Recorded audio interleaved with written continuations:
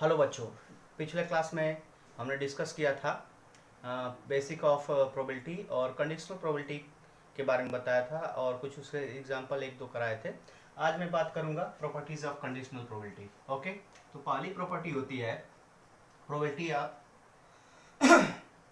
S by F and probability of F by F is always equal to 1।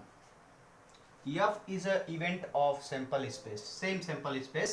तो यहाँ से हम LHS लेकर चलते हैं और देखते हैं क्या आता है। जैसा कि आप जानते हैं कि कंडीशनल प्रोबेबिलिटी क्या होती है, probability of condition S by F क्या होगा, conditional probability of S when F is already occurred. तो जो नीचे रहता है उसको हम डिनोमिनेटर में प्रोबेबिलिटी लिख देंगे उसका, और इन दोनों का क्या ले लेंगे, इंटरसेक्शन ले लिया जाएगा। ठीक है।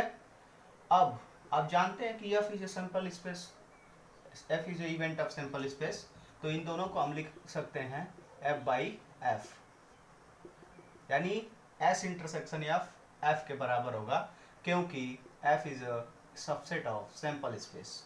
तो ये दोनों कैंसिल होकर कितनी वैल्यू आ जाएगी, 1 आ जाएगी। इसी तरह F बाई एफ निकालिए, तो प्रोबेबिलिटी नीचे क्या रहेगा आपका, F रहेगा, और ऊपर दोनों का इंटरसेक्शन, कंडीशनल प्रोबेबिलिटी इसको पढ़ा जाएगा, conditional probability of F when F is already occurred. तो F इंटरसेक्शन F क्या आ जाएगा, F ही आएगा, और ये क्या आ जाएगा, F। तो दोनों कैंसिल आउट होके 1 आ जाएगा। तो दोनों के केस में आपकी वैल्यू कितनी आ गई, 1 आ गई। कोई दिक्कत। अब नेक्स्ट प्रॉपर्टी देखिए, सेकेंड प्रॉपर्टी है आपका E डैश बाई एफ। तो इस तरह से अगर property of E dash when F is already occurred is equal to 1 minus probability of E by F होता है। ठीक है। तो कैसे निकालेंगे, कैसे इसको प्रूफ करेंगे, तो आप अच्छी तरह जानते हैं, LHS ले लिया जाए। तो LHS E डैश ले लिया मैंने, तो LHS, इसको प्रोबेबिलिटी ऑफ F लिखेंगे, और ऊपर दोनों का क्या ले लेंगे, इंटरसेक्शन ले लिया जाएगा। ठीक है ना। तो आपको एक थ्योरम हमने बताया था ये क्लास 11th में, कि probability of A dash intersection B, तो जिस पे डैश नहीं रहता है उसको लिख लेते हैं, यानी B को लिख लिया और माइनस कर देंगे इनके इंटरसेक्शन से। तो वही अप्लाई आप यहाँ करेंगे। तो आप यहाँ पे अप्लाई कर दीजिए, क्या हो जाएगा, ध्यान से देखिएगा। Probability of E dash F is equal to, इनको इसके प्लेस पे लिखेंगे PF, और देख रहे हैं जिस पे डैश नहीं उसको मैंने लिख दिया। अब इन दोनों का क्या ले लिया जाएगा, इंटरसेक्शन ले लिया जाएगा। ठीक है। E इंटरसेक्शन F अपॉन में क्या आ जाएगा आपका, PF हो जाएगा। इसको आप थोड़ा सा जनरलाइज करके डिवाइड कर लीजिए इसका, तो PF को PF कैंसिल कर देगा और आएगा 1 माइनस, इसको इसके अपॉन में लिखेंगे, तो ये हो जाएगा E इंटरसेक्शन F अपॉन में PF।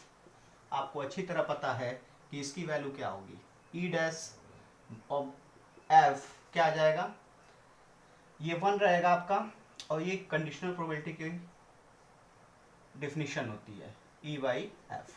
तो ये दूसरी प्रॉपर्टी थी। ठीक है। तो अब नेक्स्ट थर्ड प्रॉपर्टी पे चलते हैं। ये कौन सी प्रॉपर्टी थी, सेकंड। अब थर्ड प्रॉपर्टी आपका क्या है, इरेज करके आगे बढ़ता हूँ मैं। ठीक है ना, नोट कर लीजिएगा वीडियो को पॉज करके। नेक्स्ट थर्ड प्रॉपर्टी क्या है आपका, जैसा कि आप जानते हैं कि probability of A union B बराबर होता है क्लास 11th में, probability of A probability of B and minus probability of A intersection B। ऐसा आपने पढ़ा है, बट हम यहाँ पे ये प्रूफ करेंगे कि probability of A E union F when G is already occurred. ठीक। तो आप क्या करेंगे, जैसा कि आप डेफिनेशन जानते हैं कि G अपॉन में है तो अपॉन में लिखेंगे, और इन दोनों का इंटरसेक्शन ले लेंगे, E union F intersection with G। Okay. तो इन दोनों का इंटरसेक्शन ले लिया जाएगा, और यहाँ पे डिमॉर्गन्स लॉ पढ़ेंगे, सॉरी डिस्ट्रीब्यूटिव लॉ पढ़े होंगे। तो E का G से इंटरसेक्शन और बीच में लगेगा यूनियन, ये ब्रेक कर दिया जाएगा। सेट थ्योरी में आपने डिस्ट्रीब्यूटिव लॉ पढ़ा है। और डिवाइड में क्या आएगा, पी ऑफ जी रहेगा। ठीक है, अब ये ऊपर वाला जो फार्मूला है इस पे अप्लाई कर देंगे। ऊपर वाला फार्मूला अप्लाई कर दीजिए। तो ऊपर वाला फार्मूला अप्लाई करने के बाद क्या हो जाएगा, probability of E intersection G plus probability of F intersection G और माइनस दोनों का इंटरसेक्शन। और दोनों का इंटरसेक्शन क्या आएगा, ई एफ जी अपॉन में क्या हो जाएगा आपका पी जी। इसको 3 पार्ट में ब्रेक कर देंगे, ई इंटरसेक्शन जी अपॉन में पी जी। इसी तरह probability of F intersection G upon में पी जी और minus E intersection F intersection G upon में पी जी। ठीक है, तीनों क्लियर है। ये तो कंडीशनल प्रोबेबिलिटी की डिफिनीशन ही होती है। तो ई बाई जी लिख देंगे इसको, और इसको भी क्या लिख देंगे, एफ बाई जी लिख देंगे। और ये दोनों का इंटरसेक्शन है, जी का दोनों में है, तो इसलिए इसको हम लोग लिख देंगे कंडीशनल प्रोबेबिलिटी के according E F by ji.